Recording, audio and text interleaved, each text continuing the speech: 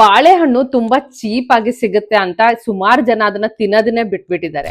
ನಮ್ಮ ದೇಶದಲ್ಲಿ ತುಂಬಾ ಹಳೆ ಕಾಲದಿಂದ ಸಿಗ್ತಾ ಇರುವಂತ ಹಣ್ಣು ಬಾಳೆಹಣ್ಣು. ಇದು ಒಂದು ಸೂಪರ್ ಫುಡ್ ಅಂತ ಹೇಳೋದ್ರಲ್ಲಿ ತಪ್ಪೇನಿಲ್ಲ. ಯಾಕೆ ಅಂತ ಹೇಳಿದ್ರೆ ಬಾಳೆಹಣ್ಣಲ್ಲಿ ಒಳ್ಳೆ ಪ್ರಮಾಣದ ಪೊಟ್ಯಾಷಿಯಂ ಲೆವೆಲ್ಸ್ ಇರುತ್ತೆ.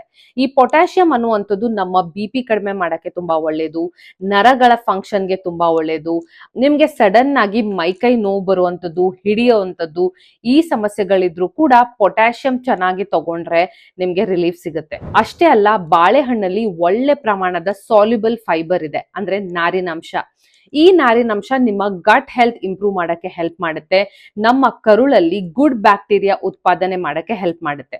ಅದ್ರ ಜೊತೆಗೆ ನಿಮ್ಗೆ ಕಾನ್ಸ್ಟಿಪೇಷನ್ ತೊಂದರೆ ಇದ್ರೂ ಕೂಡ ಇದು ನಿಮ್ಗೆ ತುಂಬಾನೇ ಹೆಲ್ಪ್ಫುಲ್ ಆಗುತ್ತೆ. ಅಷ್ಟೇ ಅಲ್ಲ, ನಮ್ಮ ಹಾರ್ಟ್ ಹೆಲ್ತ್, ನಮ್ಮ ಹೃದಯ ಚೆನ್ನಾಗಿ ಕೆಲಸ ಮಾಡ್ಬೇಕು ಅನ್ನೋದಕ್ಕೂ ಹೆಲ್ಪ್ ಮಾಡುತ್ತೆ.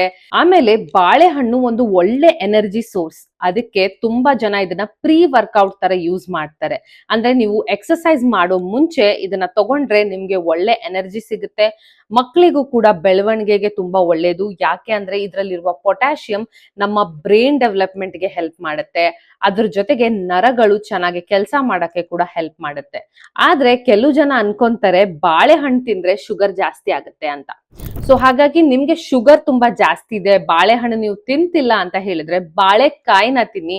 ಯಾಕಂದ್ರೆ ಬಾಳೆಕಾಯಲ್ಲಿ ರೆಸಿಸ್ಟೆಂಟ್ ಸ್ಟಾರ್ಚ್ ಇರೋದ್ರಿಂದ ನಿಮ್ಮ ಶುಗರ್ ಲೆವೆಲ್ಸ್ ಹೈ ಆಗೋದಿಲ್ಲ, ಜೊತೆಗೆ ಬೇರೆ ಎಲ್ಲ ಬೆನಿಫಿಟ್ಸ್ ಕೂಡ ನೀವು ಪಡ್ಕೋಬಹುದು. ಆದ್ರೆ ಬಾಳೆಹಣ್ಣು ತಿನ್ನೋದ್ರಿಂದ ಫ್ಯಾಟ್ ಜಾಸ್ತಿ ಆಗುತ್ತಾ, ಖಾಲಿ ಹೊಟ್ಟೆಯಲ್ಲಿ ಬಾಳೆಹಣ್ಣನ್ನ ತಿನ್ನಬಾರ್ದಾ, ಈ ರೀತಿ ಡೌಟ್ಸ್ ಸುಮಾರು ಜನಕ್ಕಿರುತ್ತೆ. ಇದು ನಿಜಾನ ಅಲ್ವಾ ಅಂತ ಕಮೆಂಟ್ ಸೆಕ್ಷನ್ ಅಲ್ಲಿ ನಂಗೆ ತಿಳಿಸಿ.